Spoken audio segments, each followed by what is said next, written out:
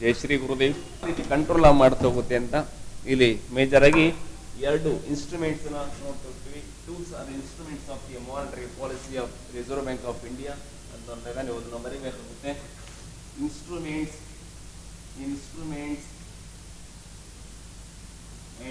of monetary policy of India. Monetary policy of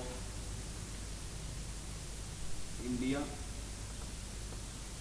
or RBI ಅಂತ major ಹೇಳ್ತಾರೆ, reserve bank of India ಅಂತ ಹೇಳ್ತಾರೆ. ಯಾಕೆಂದ್ರೆ ಮಾನಿಟರಿ ಅಥಾರಿಟಿ RBI ಮತ್ತು ಭಾರತ ಸರ್ಕಾರ ಕೇಳಬೇಕು. Presidents of the monetary policy reserve bank of India ಅಂತ ಹೇಳ್ಬೋದು. ಇಲ್ಲಿ ಮೇಜರ್ ಎರಡು ಇನ್ಸ್ಟ್ರೂಮೆಂಟ್ಸ್ ನೋಡ್ಕೊತೀವಿ. ಮೊದಲನೇದು ಕ್ವಾಂಟಿಟೇಟಿವ್ ಇನ್ಸ್ಟ್ರೂಮೆಂಟ್.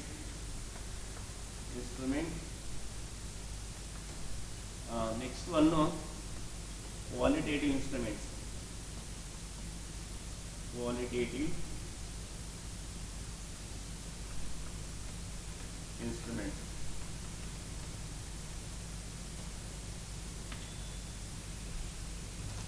ಇಲ್ಲಿ ಇವತ್ತು ಕ್ವಾಂಟಿಟೇಟಿವ್ ಇನ್ಸ್ಟ್ರೂಮೆಂಟ್ಸ್ ನಾವು ಡಿಸ್ಕಸ್ ಮಾಡ್ತಾ ಹೋಗುವ. ಇಲ್ಲಿ ಕ್ವಾಂಟಿಟಿ ಅಂದ್ರೆ ಪ್ರಮಾಣಾತ್ಮಕ ಸಲಕರಣೆಗಳು. Reserve bank of India money circulations, money systems ಅನ್ನ ಆಪರೇಟ್ ಮಾಡಲಿಕ್ಕೆ, ಕಂಟ್ರೋಲ್ ಮಾಡಲಿಕ್ಕೆ ಅದು ಸಮಥಿಂಗ್ ಇನ್ಸ್ಟ್ರೂಮೆಂಟ್ಸ್ ಅನ್ನ ಬಳಕೆ ಮಾಡ್ಕೊಂಡು ಹೋಗುತ್ತೆ. ಇಲ್ಲಿ ಕೆಲವು ಪ್ರಮಾಣಗಣವಾದ ಕೆಲವು ಇನ್ಸ್ಟ್ರೂಮೆಂಟ್ಸ್ ಇದೆ. ಅದ್ರ ಮುಖಾಂತರದಲ್ಲಿ Reserve bank of India money circulations ನ ಕಂಟ್ರೋಲ್ ಮಾಡ್ತಾ ಹೋಗುತ್ತೆ ಅಂತ. ಇಲ್ಲಿ ಕ್ವಾಂಟಿಟೇಟಿವ್ ಇನ್ಸ್ಟ್ರೂಮೆಂಟ್ಸ್ ಏನಿದೆ ಇದರಲ್ಲಿ ಕೆಲವು ಇದನ್ನು ನೋಡ್ತಾ ಹೋಗುವ ಏನೆಲ್ಲ ಟೂಲ್ಸ್ಗಳಿದೆ ಅಂತ. ಮೊದಲನೇದು bank rate.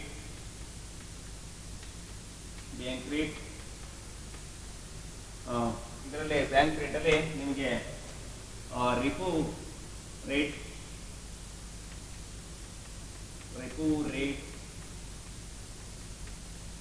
And reverse repo rate ಅಂತ ಬರ್ತಾ ಹೋಗುತ್ತೆ.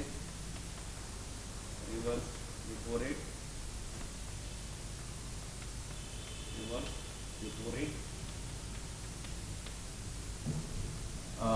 ನೆಕ್ಸ್ಟ್ CRR ಅಂತ ಬರುತ್ತೆ, ಕ್ಯಾಶ್ ರಿಸರ್ವ್ ರೇಟ್ ಅಂತ. ನೆಕ್ಸ್ಟ್ SLR ಅಂತ ಬರುತ್ತೆ, ಸ್ಟ್ಯಾಟ್ಯೂಟರಿ ಲಿಕ್ವಿಡಿಟಿ ರೇಷಿಯೋ ಅಂತ. Next open market operation.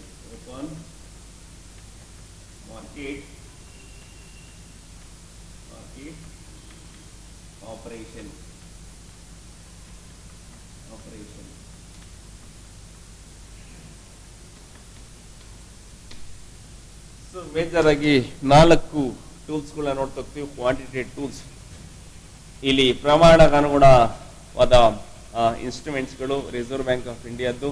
ಅದ್ರ ಮುಖಾಂತರ ಯಾವ ರೀತಿ ಕಂಟ್ರೋಲ್ ಮಾಡ್ತಾನೆ. ಫಸ್ಟ್ ಅದಕ್ಕೆ ಬ್ಯಾಂಕ್ ರೇಟ್ ಅಂತ ನೋಡ್ತಾ ಹೋಗ್ತೀವಿ. ಇಲ್ಲಿ ಬ್ಯಾಂಕ್ ರೇಟ್ ಅಂದ್ರೆ rate is provided by the reserve bank of India to the entire banking system. ನಮಗೆ ಒಂದು ಫಿಕ್ಸ್ ಮಾಡ್ತಾರೆ, rate of interest is fixed by the reserve bank of India. Bharat reserve bank something interest rate ಅನ್ನ fix ಮಾಡ್ತಾ ಹೋಗುತ್ತೆ. ಯಾರಿಗೆ ಅಂತಂದ್ರೆ ಎಂಟೈರು ನಮಗೆ systems and banking systems ಏನು ಬರುತ್ತೆ ಅದಕ್ಕೆ ಒಂದು ಫಿಕ್ಸ್ ಮಾಡ್ತಾ ಹೋಗುತ್ತೆ. ಸೊ ಕಮರ್ಷಿಯಲ್ಸ್ ಬೇರೆ ಬೇರೆ ಏನು ಅಂಡರ್ ಇರುವಂತ ಎಲ್ಲ ಬ್ಯಾಂಕ್ ಇನ್ಸ್ಟಿಟ್ಯೂಷನ್ಸ್ಗೆ ಒಂದು ರೇಟ್ ಆಫ್ ಇಂಟ್ರೆಸ್ಟ್ ನ ಫಿಕ್ಸ್ ಮಾಡ್ತಾ ಹೋಗುತ್ತೆ. ಅದನ್ನ ಬ್ಯಾಂಕ್ ರೇಟ್ ಅಂತ ಕರಿತಾ ಹೋಗ್ತೀವಿ. Reserve bank of India fix ಮಾಡೋ ಒಂದು ರೇಟ್ ಆಫ್ ಇಂಟ್ರೆಸ್ಟ್ ನಾವು ಬ್ಯಾಂಕ್ ರೇಟ್ ಅಂತ ಕರಿತಾ ಹೋಗ್ತೀವಿ. ಇದ್ರ ಮುಖಾಂತರದಲ್ಲಿ Reserve bank of India money system control ಮಾಡಲಿಕ್ಕೆ ಪ್ರಯತ್ನ ಪಡುತ್ತೆ ಅಂತ. ಇಲ್ಲಿ ಒಂದು 2 ಸಂದರ್ಭ ನೋಡ್ತಾ ಹೋಗುವ. ಒಂದು ಸಂದರ್ಭ ಇನ್ಫ್ಲೇಷನ್ ಇದ್ದಾಗ, ಸೆಕೆಂಡ್ ಡಿಫ್ಲೇಷನ್ ಇದ್ದಾಗ ಅಂತ ಅನ್ಕೊಳ್ಳುವ. ಇನ್ಫ್ಲೇಷನ್ಸ್ ಇದೆ ಅಂತಂದ್ರೆ ಅರ್ಥ ನಿಮಗೆ ಮನಿ ಸಪ್ಲೈ ಎಕಾನಮಿ ನೋಡಿದ್ರೆ ತುಂಬಾ ಜಾಸ್ತಿ ಇದೆ ಅಂತ.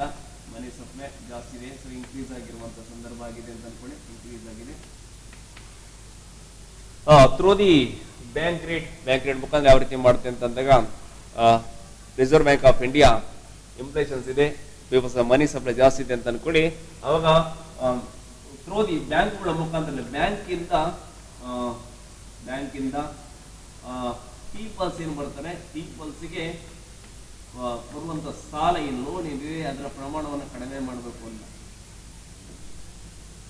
ಪೀಪಲ್ಸ್ ಹತ್ರ ಅಮೌಂಟ್ ತುಂಬಾ ಇದೆ, ಸೊ ಬ್ಯಾಂಕ್ಗಳ ಮುಖಾಂತರ ಏನು ಲೋನ್ ಅವೈಲಬಿಲಿಟಿ ಇದೆ ಅದರ ಪ್ರಮಾಣ ಕಡಿಮೆ ಮಾಡಬೇಕು ಅಂತ ನಾವು ಕಾಮನ್ ಥಿಂಕ್ ಮಾಡೋದಾದ್ರೆ, ಪರ್ಸನ್ಸ್ಗಳು ಯಾವಾಗ ಸಾಲವನ್ನು ತಗೊಳ್ಳಿಕ್ಕೆ ಜಾಸ್ತಿ ಆತೋರಿತಾರೆ, ಯಾವ ಟೈಮಲ್ಲಿ ಅವರು ಸಾಲ ತಗೊಳ್ಳಿಕ್ಕೆ ಮುಂದೆ ಬರ್ತಾರೆ ಅಂದ್ರೆ ಯಾವಾಗ ರೇಟ್ ಆಫ್ ಇಂಟ್ರೆಸ್ಟ್ ಕಡಿಮೆ ರೇಟಲ್ಲಿ ಸಾಲವನ್ನು ಕೊಡ್ತಾ ಜಾಸ್ತಿ ತಗೊಳ್ಳಿಕ್ಕೆ ಇಷ್ಟಪಡ್ತಾನೆ. ಈ ಸಂದರ್ಭ ಇನ್ಫ್ಲೇಷನ್ಸ್ ಮನಿ ಸರ್ಕ್ಯುಲೇಷನ್ ಜಾಸ್ತಿ ಇದೆ ಎಕಾನಮಿಲಿ.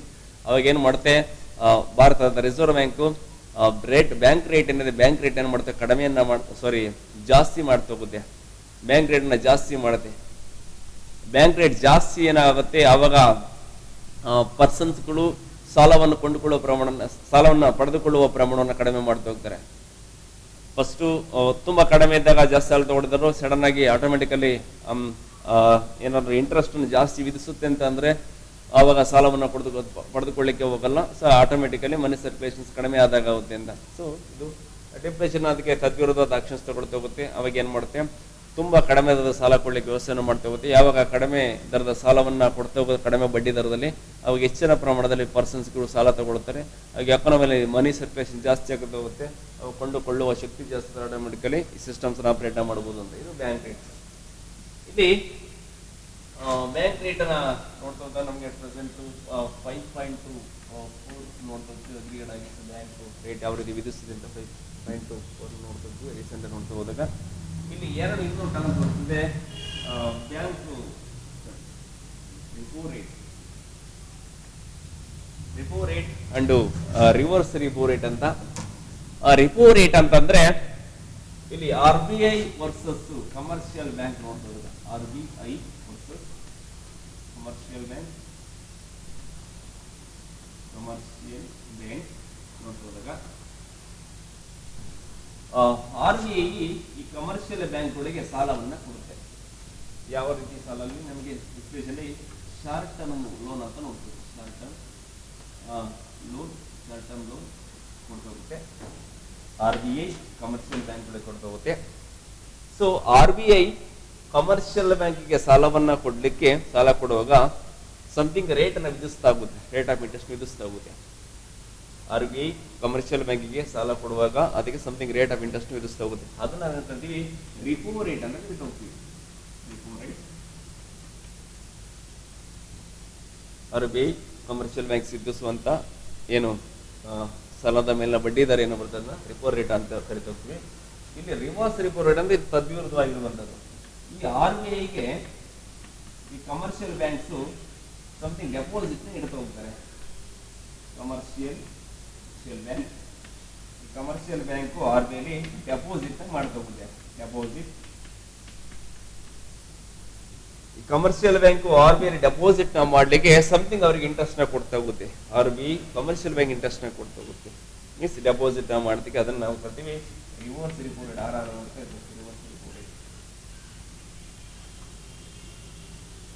Repo rate and reverse repo rate. So ನಮಗೆ ಲಾಸ್ಟ್ ಟರ್ಮ್ಸ್ ರಿಪೋ ರೇಟ್ ಒಂದು 4.20 ಇರುವಂಥದ್ದು. ರಿವರ್ಸ್ ರಿಪೋ ರೇಟು ಅದು ಅಪ್ರಾಕ್ಸಿಮೇಟ್ಲಿ ಸಮಥಿಂಗ್ ಏರುಪೇರು ಇರುವಂಥದ್ದು 4 ಸಮಥಿಂಗ್ಸ್ ವೇರಿಯೇಷನ್ಸ್ ಅಲ್ಲಿದೆ. ಸೊ ಇದು repo rate and reverse repo rate. So ಇದನ್ನ ಕೂಡ ನಮಗೆ monetary authority monetary systems means reserve bank of India money systems ಅನ್ನ ಕಂಟ್ರೋಲ್ ಮಾಡಲಿಕ್ಕೆ ಬಳಸ್ಕೊಳ್ತಾ ಹೋಗುತ್ತೆ. The most important things repo ಮತ್ತು reverse repo rate. Next cash reserve rate ಅಂತ ಕರಿತಾ ಹೋಗ್ತೀವಿ. CRR ಅಂತ ಕ್ಯಾಶ್ ರಿಸರ್ವ್ ರೇಟ್. ಅಂಡರ್ಸ್ಟ್ಯಾಂಡ್ ಅದನ್ನ ಅರ್ಥ ಮಾಡ್ಕೊಳ್ತಾ ಹೋಗಿ. ಈ ಕ್ಯಾಶ್ ರಿಸರ್ವ್ ರೇಟ್ ಅಂತಂದ್ರೆ ವೆರಿ ಸಿಂಪಲ್. RBI ಇದೆ ನಿಮಗೆ ಲಾಸ್ಟ್ ಕ್ಲಾಸ್ ಅಲ್ಲಿ ಹೇಳಿದ್ದೀನಿ. Banking and non banking institution ಅಂತ ಹೇಳಿದೆ. Banking and non banking institutions ಅಂತ. ಇನ್ನು ಫೈನಾನ್ಸಿಯಲ್ ಏನು ಕೆಲಸ ಏನು ಮಾಡ್ತಾ ಹೋಗುತ್ತೆ ಮನಿ ಸಂಬಂಧಪಟ್ಟಂಗೆ ಏನೆಲ್ಲ ಮಾಡ್ತೀವಿ 8 ಸಿಸ್ಟಮ್ಸ್ ಅನ್ನ ನಾವು 2 ರೀತಿ ಮಾಡ್ತಾ ಹೋಗ್ತೀವಿ. ಒಂದು ಬ್ಯಾಂಕಿಂಗ್ ಅಂತ ನಾನ್ ಬ್ಯಾಂಕಿಂಗ್ ಅರಿತು ಹೋಗ್ತೀವಿ. ಬ್ಯಾಂಕಿಂಗ್ ಅಂತಂದ್ರೆ ಸಾಲವನ್ನು ಕೊಡುವಂತ ಡೆಪಾಸಿಟ್ ಎರಡು ಮಾಡುವಂತದಕ್ಕೆ ಬ್ಯಾಂಕ್ ಅಂತೀವಿ. ನಾನ್ ಬ್ಯಾಂಕ್ ಅಂದ್ರೆ ಅದು ಮನಿ ಒಂದಿಗೆ ವ್ಯವಹಾರ ಮಾಡುತ್ತೆ. Either providing loan or deposits peoples ಇಂದ ಡೆಪಾಸಿಟ್ ಮಾಡ್ಕೊಳ್ಳುವಂತ ಯಾವ್ದಾರ ಒಂದು ಕೆಲಸ ಮಾಡ್ತಾ ಅದನ್ನ ನಾವು ನಾನ್ ಬ್ಯಾಂಕ್ ಇನ್ಸ್ಟಿಟ್ಯೂಷನ್ ಕರಿತಾ ಹೋಗ್ತೀವಿ ಅಂತ. ಇಲ್ಲಿ ಯಾವುದೇ ಒಂದು ಬ್ಯಾಂಕ್ ಸ್ಥಾಪನೆ ಆಗಬೇಕು ಅಂತಂದ್ರೆ ರಿಸರ್ವ್ ಬ್ಯಾಂಕ್ ಆಫ್ ಇಂಡಿಯಾದಲ್ಲಿ ಒಂದು ಅಕೌಂಟ್ ಅನ್ನ ತೆರಬೇಕಾಗುತ್ತೆ.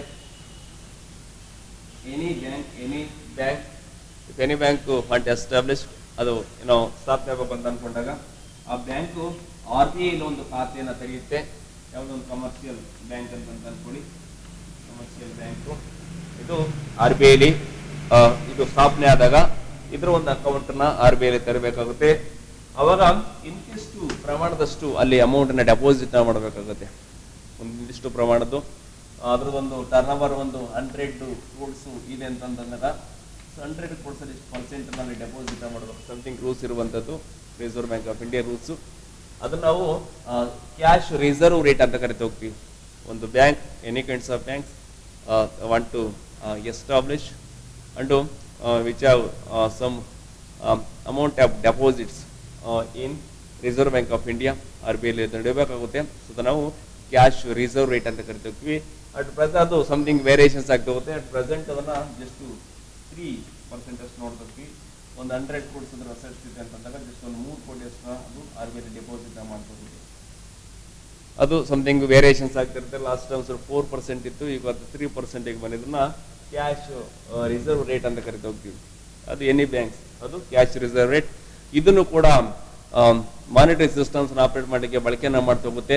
ಹೇಗೆ ಅಂತಂದ್ರೆ ಇನ್ಫ್ಲೇಷನ್ಸ್ ತುಂಬಾ ಇದೆ, ಮೀನ್ಸ್ ಎಕಾನಮಿಲಿ ಮನಿ ಸರ್ಕ್ಯುಲೇಷನ್ ಜಾಸ್ತಿ ಇದೆ ಅಂತ ಅನ್ಕೊಂಡಾಗ ಇದೇನ್ ಮಾಡುದು, CRR ಪ್ರಮಾಣನ ಜಾಸ್ತಿ ಮಾಡ್ಬೋದು. ಹೇಗೆ ಅಂತಂದ್ರೆ ಇಲ್ಲಿ 100 ಕೋಟಿ ಇದೆ ಅದರದ್ದು ಟೋಟಲ್ ವ್ಯಾಲ್ಯೂಸ್ ಟ್ರಾನ್ಸಾಕ್ಷನ್ಸ್ ಅನ್ಕೊಳ್ಳಿ, 3% RBI ಡೆಪಾಸಿಟ್ ಮಾಡಿದೆ. ಸೊ ಎಕಾನಮಿಲಿ ಇನ್ಫ್ಲೇಷನ್ ಇದೆ ಅಂತ ಅನ್ಕೊಳ್ಳುವ. ಇನ್ಫ್ಲೇಷನ್ಸ್ ಇದ್ದಾಗ ಮನಿ ಸರ್ಕ್ಯುಲೇಷನ್ಸ್ ಏನ್ ಮಾಡಬೇಕು, ಕಡಿಮೆ ಮಾಡಬೇಕು, ಡಿಕ್ರೀಸ್ ಮಾಡಬೇಕು. ಮನಿ ಸರ್ಕ್ಯುಲೇಷನ್ ಡಿಕ್ರೀಸ್ ಮಾಡಬೇಕು ಅಂತಂದ್ರೆ ಈ ಬ್ಯಾಂಕು ಸಾಲ ಕೊಡುವಂತಹ ಶಕ್ತಿ ಏನಿದೆ ಆ ಸಾಲ ಕೊಡೋ ಶಕ್ತಿಯನ್ನು ಮಾಡ್ಬಿಡ್ಬೇಕು, ಕಡಿಮೆ ಮಾಡಬೇಕು ಅಂತ. Don't get confusion. ಅವಾಗ 3% RBI ಇಟ್ಟಿದ್ರೆ ಇನ್ನು 97 ಕೋಟಿ ಅಷ್ಟನ್ನ ಸಾಲವಾಗಿ ಕೊಡ್ಬೋದು. 97 ಕೋಟಿ ಅಷ್ಟನ್ನ ಸಾಲವಾಗಿ ಕೊಡ್ತಾ ಹೋಗ್ಬೋದು. ಅದಕ್ಕೆ ಇನ್ಫ್ಲೇಷನ್ಸ್ ಇದ್ದಾಗ ಇದರ ಪ್ರಮಾಣವನ್ನ ಇನ್ನೂ ಕಡಿಮೆ ಮಾಡಬೇಕು ಅಂತ ಅನ್ಕೊಂಡು ಏನ್ ಮಾಡುತ್ತೆ ಬ್ಯಾಂಕು 3 ಕೋಟಿ ಮತ್ತು 4 ಕೋಟಿನ ಡೆಪಾಸಿಟ್ ಮಾಡಿ ಅಂತ ಇರುತ್ತೆ. 4 ಕೋಟಿ ಡೆಪಾಸಿಟ್ ಮಾಡಿ ಅಂತಂದಾಗ ಮತ್ತು 97 crores ಲೋನ್ ಆಗಿ ಕೊಡಬಹುದಿತ್ತು.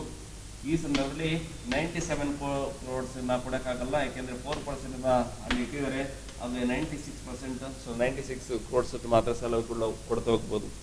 ಇದನ್ನ ನಾವು ಕ್ಯಾಶ್ ರಿಸರ್ವ್ ರೇಟ್ ಅಂತ ಕರಿತಾ ಹೋಗ್ತೀವಿ. ಇದು ಕೂಡ ಒಂದು ಸಿಸ್ಟಮ್. ಇದನ್ನ ತದ್ವಿರುದ್ಧವಾದ ಸಂದರ್ಭದಲ್ಲಿ ಯಾವ ರೀತಿ ಮಾಡ್ತಾ ಹೋಗ್ಬೋದು ತಿಳ್ಕೊಂಡಿದ್ವಿ. ಇನ್ಫ್ಲೇಷನ್ ಇದ್ದಾಗ CRR ಜಾಸ್ತಿ ಮಾಡುತ್ತೆ, ಡಿಪ್ರೆಷನ್ ಅದ ಪ್ರಮಾಣ ಕಡಿಮೆ ಮಾಡುತ್ತೆ. ಸೊ ಅವಾಗ ಸಾಲದ ಪ್ರಮಾಣ ಕೊಳ್ಳುವ ಶಕ್ತಿ ಸಾಲ ಕೊಡುವಂತ ಶಕ್ತಿ ಬ್ಯಾಂಕಿನ ಜಾಸ್ತಿ ಆಗ್ತದೆ, ಈಚಿನ ಸಾಲವನ್ನು ಕೊಡ್ತಾ ಹೋಗ್ಬೋದು ಅಂತ. ಇದನ್ನ ನಾವು ಕ್ಯಾಶ್ ರಿಸರ್ವ್ ರೇಟ್ ಅಂತ ಕರಿತಾ ಹೋಗ್ತೀವಿ. ಕ್ಯಾಶ್ ರಿಸರ್ವ್ ರೇಟ್ ಪ್ರೆಸೆಂಟ್ 3% ಇರುವಂತದ್ದು. ಇನ್ನೊಂದು SLR ಸ್ಟ್ಯಾಟ್ಯುಟರಿ ಲಿಕ್ವಿಡಿಟಿ ರೇಷಿಯೋ ಅಂತ. ಸ್ಟ್ಯಾಟ್ಯುಟರಿ ಲಿಕ್ವಿಡಿಟಿ ರೇಟ್ ಅಂತ ಅಂದ್ರೆ ಇಲ್ಲಿ ಸಮಥಿಂಗ್ ಬ್ಯಾಂಕಿಂಗ್ ರೂಲ್ಸ್ ಇದೆ, ರಿಸರ್ವ್ ಬ್ಯಾಂಕ್ ಆಫ್ ಇಂಡಿಯಾದ ರೂಲ್ಸ್ ಇದೆ. ಯಾವುದೇ ಒಂದು bank, any kinds of bank, ಒಂದು ಬ್ಯಾಂಕು ಸ್ಥಾಪನೆ ಆಗಿದೆ ಅಂತಂದ್ರೆ ಆ ಬ್ಯಾಂಕು ಇರುವಂತದ್ರ ಏನು ಟೋಟಲ್ ಅದ್ರ ಏನು ಅಸೆಟ್ಸ್ ವ್ಯಾಲ್ಯೂಸ್ ಏನು ಬರುತ್ತೆ ಅದ್ರ ಇಂತಿಷ್ಟು ಪ್ರಮಾಣದನ್ನ ಐದರ್ ಲಿಕ್ವಿಡ್ ಕ್ಯಾಶ್